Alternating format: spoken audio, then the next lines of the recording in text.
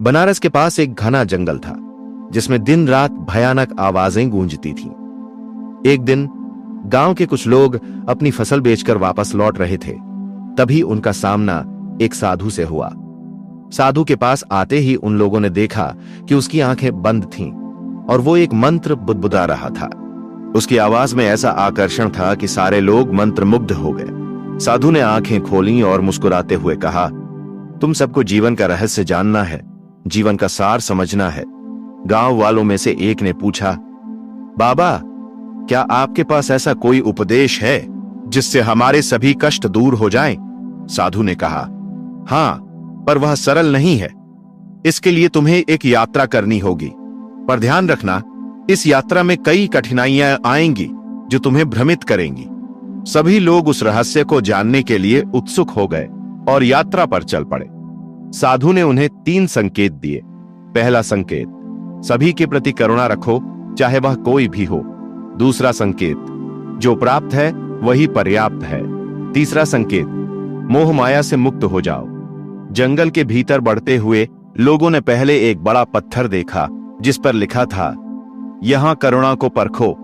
उनके सामने एक घायल शेर पड़ा था जो दर्द से कराह रहा था। कुछ लोगों ने डर के कारण वहां से भागना चाहा, लेकिन एक व्यक्ति आगे बढ़ा और शेर की पीड़ा दूर करने की कोशिश करने लगा। उसने शेर को पानी पिलाया, उसके घावों पर पत्तियां बांधी और थोड़ी देर में शेर उठ खड़ा हुआ। बाकी लोग हैरान थे। साधु ने कहा था, करुणा का अभ्यास करो। यह पहला पाठ था। आगे चलते हुए उन्होंने एक पेड़ के नीचे बहुत सा सोना और रत्न बिखरे देखे। वहां एक और पत्थर पर लिखा था, यही तुम्हारे लिए पर्याप्त है, क्या तुम संतुष्ट हो? गांव वालों की आंखों में लालच झलकने लगा। पर वही व्यक्ति जो शेर की मदद कर रहा था, उसने कहा, मुझे सोने की नहीं, शांति की जरूरत है। और वो आगे बढ़ गया। यह दूसरा पाठ था, जो प्राप्त है वही पर्याप्त है। फिर वे एक नदी के किनारे पहुंचे।